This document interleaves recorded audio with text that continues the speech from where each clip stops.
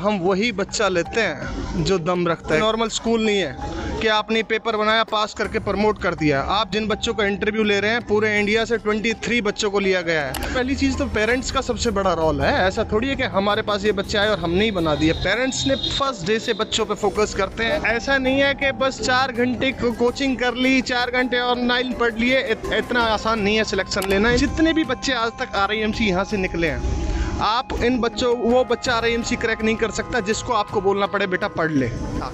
इस बार अक्षांश all India rank 1 first attempt में। पेरेंट्स के लोगों के पता है मेरे को फ़ोन किया आए, सर कोई तो सेटिंग कर रखी है आप लोगों ने। मैं 5 बजे उठ जाता हूँ, नहा धो के, और एक काम दिया होता है उसको रिवाइज करता हूँ। फिर 8 से 1 क्लास चलती है। क्लास के बीच में बस 10 मिनट्स का एक ब्रेक मिलता है बच्चों को, और फिर 1 से 3 एक ब्रेक मिलता है, और फिर 3 से 5 GK की क्लास चलती है, और 5 से 7 मैथ्स की क्लास चलती है। फिर 7 से 8 एक ब्रेक मिलता है जिसमें बच्चे हार्डली 30 मिनट्स में खाना खा के खेलना है जिसको खेल लो, वरना जो भी आपको करना है। 7 से 8 ब्रेक मिलता है। फिर 8 से 10 दोबारा क्लास होती है।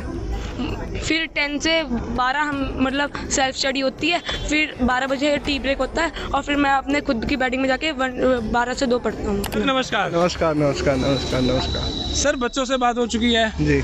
कैसा लगा बच्चों से बात करके आपको? मज़ा आ गया सर। ये तो शुक्र है मैं पढ़ाता नहीं हूँ, नहीं तो मेरी वाट लग जाए यहाँ पे बच्चों से अगर मैं पढ़ाऊँ तो। बस ये सब सिर्फ टीचरों की मेहनत है और इन बच्चों की मेहनत है जो घर से इतनी दूर।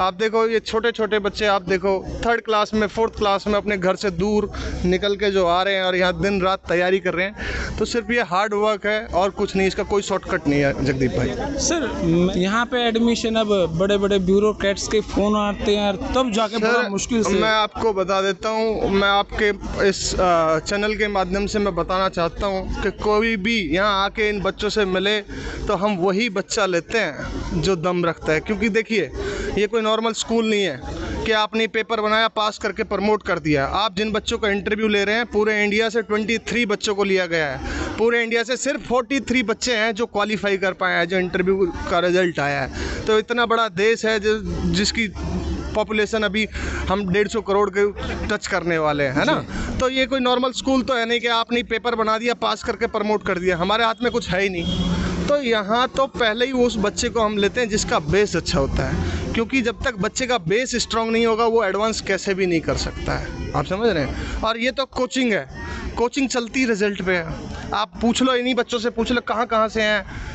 हाँ, मैं विशाखापट्टनम तक 24 स्टेट्स के बच्चे हैं। तो फरीदाबाद के पाली गांव के आउटस्कट्स पे आप खड़े हो, और यहाँ पूरा हिंदुस्तान, पूरे इंडिया से अगर बच्चे यहाँ आ रहे हैं तो वो तभी आ रहे हैं जब यहाँ रिजल्ट है। और जो टॉप आपके 7 बच्चे हरियाणा का नहीं है, अन्य राज्यों के हैं। अन्य राज्यों के, हाँ बिल्कुल। जैसे अक्षांश लखनऊ से है, नीलाक्ष राजस्थान से है। उनके माँ बाप कुछ विशेष मेहनत करते हैं क्या?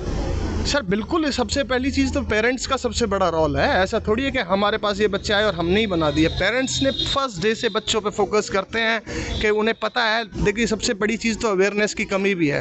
ऐसा नहीं है टैलेंट नहीं है। सारे बच्चे ये बिल्कुल लोअर मिडिल फैमिली से हैं। किसी के फादर 40,000 की जॉब कर रहे हैं, 30,000 की जॉब कर रहे हैं, लेकिन वो अवेयर हैं। उन्होंने बच्चों के ऊपर मेहनत करी है। आप समझ रहे हैं। तो पेरेंट्स का पहले से ही पता होता है कि भाई क्या सैनिक स्कूल क्या होते हैं, मिलिट्री स्कूल क्या होते हैं, RIMC क्या है।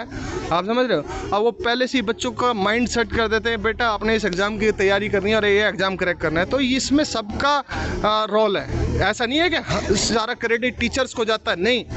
टीचर्स को भी जाता है, पेरेंट्स को भी जाता है, बच्चों को भी जाता है, जो सपोर्टिंग स्टाफ है उनको भी जाता है। RIMC वाला बच्चा कोई है इधर? बेटा ये बताओ, रात को टी ब्रेक कितने बजे होता है आप लोगों का? 12 o'clock हो जाता है। अब आप सोचिए, कितने बजे? 12 o'clock रात के 12 बजे। हाँ। और अपना शेड्यूल बताओ बेटा, क्या होता है आपका शेड्यूल? भैया मेरा वैसे तो यहाँ पे वो 8 से 1 तक होती है, लेकिन मैं अपना बताता हूँ। मैं 5 o'clock बजे उठ जाता हूँ। फिर वहाँ से और अपना नहा धो के अच्छे से अभी जो मैम ने काम दिया होता है उसको रिवाइज करता हूँ। फिर 8 से 1 क्लास चलती है। फिर उस क्लास के बीच में बस 10 मिनट्स का एक ब्रेक मिलता है बच्चों को, और फिर 1 से 3 एक ब्रेक मिलता है, और फिर 3 से 5 GK की क्लास चलती है, और 5 से 7 मैथ्स की क्लास चलती है। फिर 7 से 8 एक ब्रेक मिलता है जिसमें बच्चे हार्डली 30 मिनट्स में खाना खा के खेलना है जिसको खेल लो, वरना जो भी आपको करना है। 7 से 8 ब्रेक मिलता है। फिर 8 से 10 दोबारा क्लास होती है।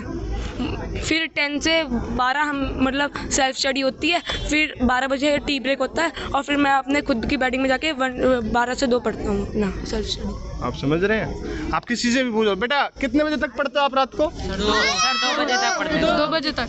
2 बजे तक? हाँ, तो ऐसा नहीं है कि बस 4 घंटे कोचिंग कर ली, 4 घंटे ऑनलाइन पढ़ लिए, इतना आसान नहीं है सिलेक्शन लेना। इन बच्चों का जो शेड्यूल होता है, सुबह 8 बजे से 1 बजे तक क्लास है, 3 बजे से 7 बजे तक क्लास है, 8 बजे से रात के 10 बजे तक क्लास है, फिर 10 से 12 इनका टेस्ट चलता है, टेस्ट सीरीज चलती रहती है क्योंकि मैथ्स की विंटेज सबसे ज़्यादा होती है RIMC के अंदर। 200 मार्क्स का मैथ आता है, तो डेली इनका प्रैक्टिस पेपर चलते रहते हैं। फिर 12 o'clock इनका टी ब्रेक होता है, उस टाइम फिर इनको चाय बिस्किट दिए जाते हैं। सबको टिप्स पे आते हैं टाइमिंग से। हाँ, और उसके बाद फिर बच्चे खुद से सेल्फ स्टडी करते हैं। और एक और चीज़ मैं जगदीप भाई आपको बता दूं जी, जितने भी बच्चे आज तक RIMC यहाँ से निकले हैं, आप इन बच्चों, वो बच्चा RIMC क्रैक नहीं कर सकता जिसको आपको बोलना पड़े बेटा पढ़ ले।